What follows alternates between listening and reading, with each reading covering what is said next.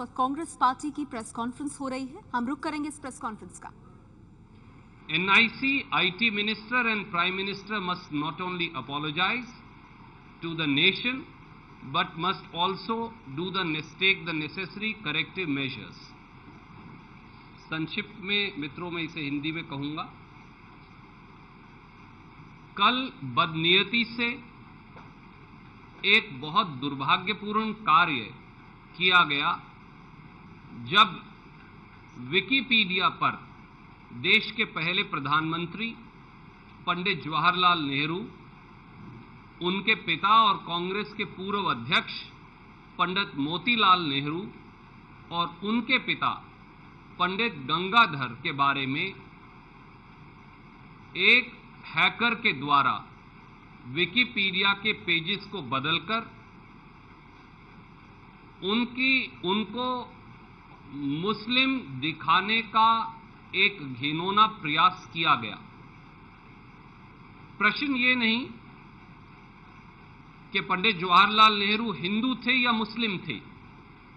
पंडित जवाहरलाल नेहरू एक भारतीय थे और एक भारतीय के तौर पर इस देश को सेकुलरिज्म के सिद्धांत देने के त्रेता पंडित जवाहरलाल नेहरू थे, जिन्होंने संविधान के निर्माता के तौर पर एक ऐसे देश और संविधान का निर्माण और गठन किया जिसमें सब धर्मों और जातियों और क्षेत्रों के लोगों को संपूर्ण आजादी थी। और ज्यादा दुर्भाग्यपूर्ण बात यह है कि यह घिनौना प्रयास भारत सरकार के एक विभाग के द्वारा किया गया। जैसा कि अब इंटरनेट प्रोटोकॉल और सरकार की आईडी दर्शाती है। और ज्यादा घिनौनी बात यह है कि यह प्रयास NIC, नेशनल इंफॉर्मेटिक्स सेंटर, जो सॉफ्टवेयर सॉल्यूशन प्रोवाइडर है भारत सरकार का, उनकी इंटरनेट प्रोटोकॉल आईडी से किया गया। आज जब देश के प्रधानमंत्री डिजिटल इंडिया लॉन्च करने वाले हैं, कांग्रेस के ई-गवर्नेंस प्रोग्राम को दोबारा से एक नया नाम देकर डिजिटल इंडिया के तौर में पेश करने वाले हैं, तो भारतीय राष्ट्रीय कांग्रेस की ओर से हम कुछ सवाल देश के प्रधानमंत्री से पूछना चाहेंगे। क्या देश के प्रधानमंत्री और देश के IT मिनिस्टर को इस प्रकार के घिनौने और कुत्सित प्रयास की जानकारी थी? क्यों भारत सरकार की इंटरनेट आईडी से देश के पहले प्रधानमंत्री और उनके परिवार के धर्म को बदलने का एक कुत्सित प्रयास किया जा रहा है? क्या NIC, जो सॉफ्टवेयर सॉल्यूशन प्रोवाइडर है भारत सरकार का, अब वो संघ परिवार या दूसरे उन लोगों का घिनौना और नफरत का एजेंडा लागू करते हैं जहां धर्म से लड़ाई करवाई जाती है? और क्या प्रधानमंत्री और IT minister digital India e-governance को दोबारा डिजिटल इंडिया की शक्ल देने से पहले पूरे देश से देश के पहले प्रधानमंत्री का धर्मांतरण करने का कुत्सित प्रयास के बारे में देश से माफी मांगेंगे? क्या वो एक मुकदमा दर्ज करेंगे IT एक्ट और भारतीय दंड संहिता की भिन्न भिन्न धाराओं के खिलाफ? क्या वो कार्रवाई करेंगे? और क्या वो एक पूरी इंक्वायरी के बाद जो दोषी पाए जाएं और इस पूरे षड्यंत्र की जड़ जहां तक हो उन सबको सजा देंगे? ये सब प्रश्न हैं जिनका हम मांग करते हैं कि देश के प्रधानमंत्री जवाब दें। There is one more submission that I have to make, friends. From Maulana Masood Azhar to Lalit Modi, from Kandahar, Afghanistan to London, United Kingdom, from former External Affairs Minister Shri Jaswant Singh to current External Affairs Minister Shrimati Sushma Swaraj. BJP strategy is same: help lawbreakers, terrorists and fugitives on humanitarian grounds. On humanitarian grounds, terrorists who export terror today from Pakistan soil like Maulana Masood Azhar were released in Afghanistan. and on humanitarian grounds, Indian fugitives like Lalit Modi are now being helped by External Affairs Minister Shrimati Sushma Swaraj ji, by Rajasthan BJP Chief Minister Shrimati Vasundhara Raje, as also it appears the entire government of India, who's complicit in it. Indian National Congress makes 5 demands from the Prime Minister. Number 1, we demand that the letters written by Congress-led UPA government and the then Finance Minister Shri P. Chidambaram, as also proceedings of the meeting held by the then Finance Minister Shri P. Chidambaram with UK's Chancellor of Exchequer or their Finance Minister Shri George Osborne, be forthwith released by Government of India, released by Prime Minister and External Affairs Minister Shrimati Swaraj, and be placed in public domain for everyone to see. Demand number 2, we demand that the proceedings of the entire meeting that took place between George Osborne and P. Chidambaram be placed in public domain. Demand number 3, we demand that the proceedings of the meeting that took place between Shrimati Sushma Swaraj on one hand and British envoy to India, Sir James Bevan, proceedings which we believe were recorded and proceedings of which are available both with the UK's Foreign Ministry as also with India's Foreign Ministry, be forthwith released and placed in public domain so as to ensure full disclosure of what was said by India's Foreign Minister to British envoy Sir James Bevan, qua help to be granted to an Indian fugitive Lalit Modi.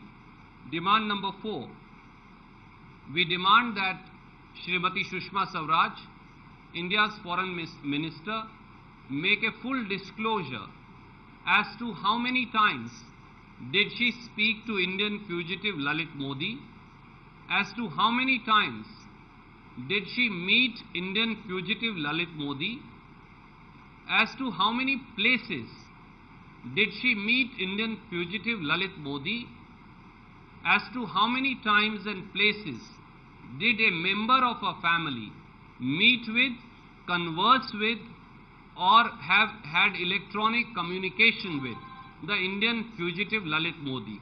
All these details should be forthwith placed in public domain in order to ensure that the entire nation knows the truth fully.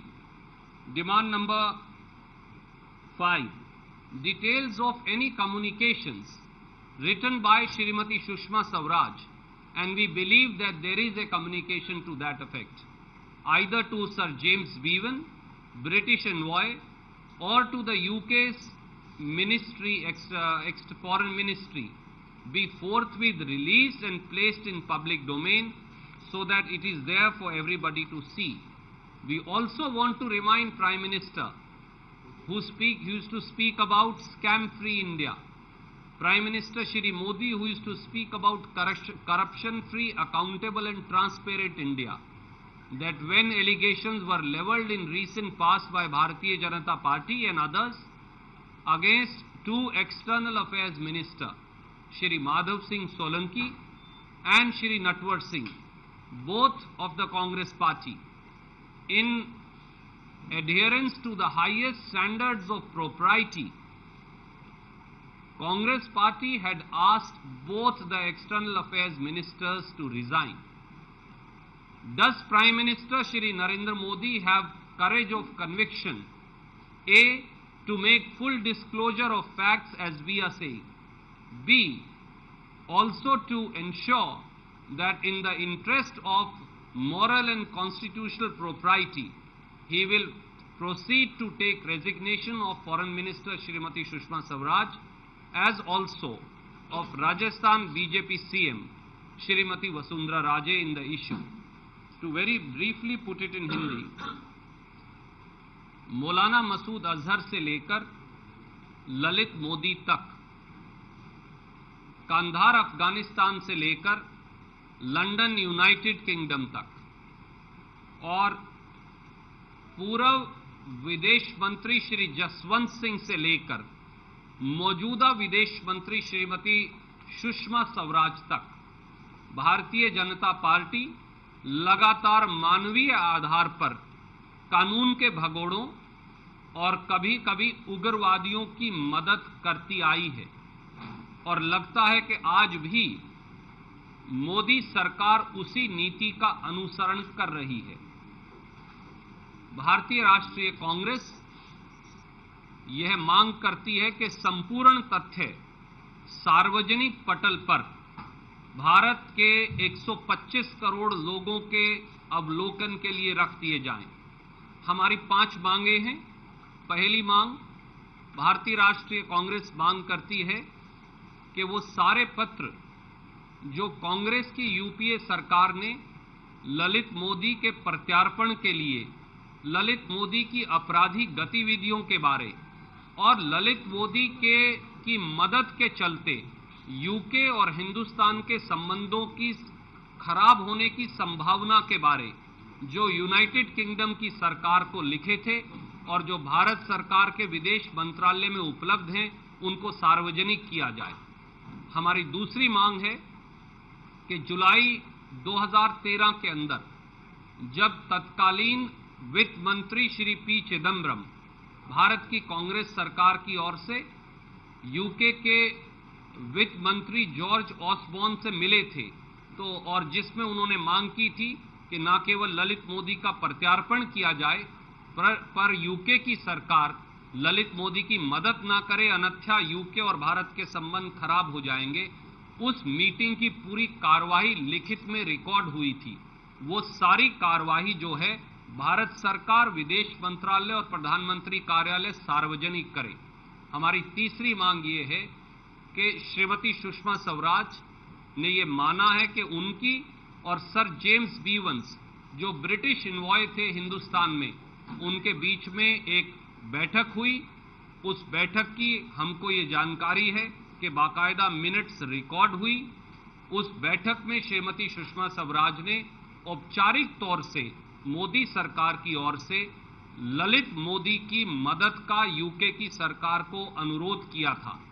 उस बैठक की पूरी कार्यवाही जो विदेश मंत्रालय में मौजूद हैं, उसे सार्वजनिक किया जाए।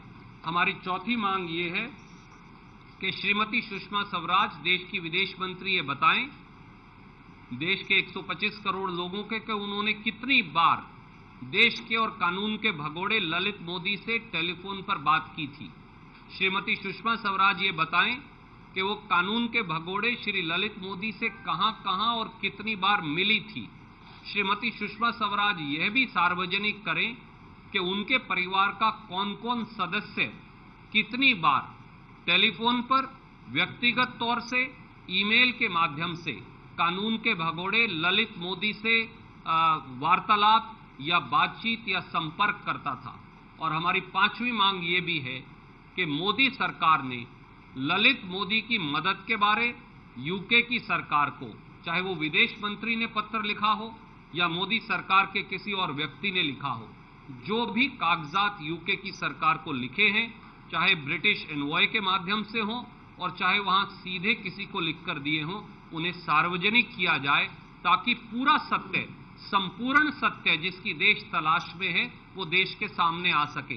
प्रधानमंत्री आदरणीय नरेंद्र मोदी जी आज डिजिटल इंडिया तो लॉन्च करेंगे, पर हम उन्हें याद दिलाएंगे कि वो स्कैम फ्री इंडिया की बात किया करते थे, वो ना खाऊंगा ना खाने देंगे की बात किया करते थे, वो एक जवाबदेह सरकार की बात करते थे, वो भ्रष्टाचार मुक्त सरकार की बात करते थे। मोदी जी, हम याद दिलाना चाहेंगे, जब देश के 2 पूर्व विदेश मंत्रियों पर इल्जाम लगे थे तो कांग्रेस ने श्री माधव सिंह सोलंकी और श्री नटवर सिंह, जो दोनों विदेश मंत्री थे, उनसे नैतिकता की दुहाई पर इस्तीफा ले लिया था। क्या मोदी जी में ये ताकत, शक्ति, आत्मविश्वास है कि शक की सुई उनके द्वार तक नहीं जाएगी? और क्या वो आज अपने विदेश मंत्री श्रीमती सुषमा स्वराज और राजस्थान की मुख्यमंत्री श्रीमती वसुंधरा राजे से इस्तीफा लेकर उसी प्रकार की नैतिकता के मापदंड दिखा पाएंगे। सर, एक आरोप लगा है बड़ा संगीन कि आप लोग जो ये इस्तीफा मांग रहे हैं, ये बार्टर डील चल रही है एनडीए से कि आप इस्तीफा इन दोनों का करा लें और आप जीएसटी पास करा लें। श्रीमती सुषमा स्वराज के इस्तीफे की मांग, श्रीमती वसुंधरा राजे के इस्तीफे की मांग, डिग्रियों के फर्जीवाड़े में संलिप्त होने को लेकर देश की शिक्षा मंत्री श्रीमती स्मृति ईरानी के इस्तीफे की मांग, कानून, संविधान और नैतिकता के मापदंडों पर की गई है, न कि कोई आपसी सौदेबाजी के आधार पर। भारतीय राष्ट्रीय कांग्रेस ये मानती है कि देश हित में इन तीनों मंत्रियों का एक दिन भी, श्रीमती सुषमा स्वराज का, श्रीमती वसुंधरा राजे का और श्रीमती स्मृति ईरानी का, एक दिन भी अपने पद पर बने रहना इस देश के संविधान, इस देश के कानून और सभी नैतिक, राजनीतिक और सामाजिक मापदंडों के विरुद्ध है। इसलिए इस प्रकार की किसी सौदेबाजी का प्रश्न पैदा नहीं होता। भारतीय राष्ट्रीय कांग्रेस देश हित में किसी भी कानून का समर्थन या विरोध करेगी, ना कि किसी सौदेबाजी के तहत हम इसको सिरे से खारिज करते हैं। Lalit's Modi has said he met Varun Gandhi also, and Varun Gandhi has assured him that he is going to help him, and Sonia Gandhi is going to make an appeal to Congress President Sonia Gandhi in the entire process. Sonia Gandhi ने 360 करोड़ रुपए मांगे थे, सोनिया गांधी ने। We have said in the past, and let me reiterate again, now that Modi government is in deep trouble on the issues of moral propriety, on the issues of constitutional propriety, as also on the issues of Prime Minister being completely mum and in Maun yoga. So Chota Modi is coming to the rescue and help of Bada Modi. We have repeatedly asked that question from the Honorable Prime Minister, and we very humbly ask again. Is Lalit Modi acting at the instance on a everyday basis from someone within the government of India? Is somebody from BJP nudging Lalit Modi on a day-to-day basis to make such preposterous allegations? Is Lalit Modi trying to divert attention to help Modi government by diverting attention away from the demands of resignations of the foreign minister as also Rajasthan BJP CM? Because if somebody from BJP and somebody from Modi government is attempting to do so through the agency of Lalit Modi, I assure them they will never succeed. We will not lose focus, and we will not relent, and we will not stop, and we will continue to raise these issues on behalf of 125 crore people of India. Hindi में प्रश्न पूछिए। ललित मोदी ने एक आरोप लगाया है कि सोनिया गांधी की तरफ से वरुण गांधी ने आश्वासन दिया कि 360 करोड़ में वो सारा मामला निपटा दें, और इसकी रिकॉर्डिंग भी उनके पास है। उनको कहना है कि आप कहिए रिकॉर्डिंग सार्वजनिक कर दीजिए। भारतीय राष्ट्रीय कांग्रेस की ओर से हमने ये पहले भी कहा है, मैं फिर दोहराता हूं, बड़े मोदी की सरकार जब संकट में है तो छोटा मोदी संकट मोचक बनकर आया है। क्या श्री ललित मोदी भारतीय जनता पार्टी में किसी व्यक्ति के इशारे पर इस प्रकार के उलझलूल और बचकाना बयान दे रहे हैं? क्या श्री ललित मोदी श्रीमती सुषमा स्वराज और श्रीमती वसुंधरा राजे के इस्तीफे की जन आंदोलन जो पूरे देश में बना है उसकी मांग से ध्यान भटकाने के लिए हर रोज एक नया उलझलूल बयान दे रहे हैं? क्या श्री ललित मोदी ये सब भारत सरकार में किसी व्यक्ति के इशारे पर या भाजपा में किसी के इशारे पर कर रहे हैं? हम बड़ी विनम्रता से उन सब मित्रों को कहेंगे कि अगर वो समझते हैं कि भारतीय राष्ट्रीय कांग्रेस या देश के 125 करोड़ लोगों का ध्यान बंट जाएगा या भटक जाएगा तो वो गलत है। हम ना रुकेंगे, हम ना भटकेंगे, परंतु मोदी सरकार से दोनों उनके मंत्री, एक मंत्री और एक मुख्यमंत्री, उनके इस्तीफे को लेकर जो जन आंदोलन और पूरा माहौल जो देश में आज है, देश की जनता जो प्रधानमंत्री तक शक की सुई देख रही है, देश की जनता जो मोदी सरकार से जवाब मांग रही है, और आदरणीय प्रधानमंत्री जी एक लंबे मौन योग में लगे हैं, उनको जवाब देना पड़ेगा। और जब तक वो जवाब नहीं देंगे, 125 करोड़ लोगों की ओर से ये जन आंदोलन का बीड़ा भारतीय राष्ट्रीय कांग्रेस उठाए रखेगी। धन्यवाद।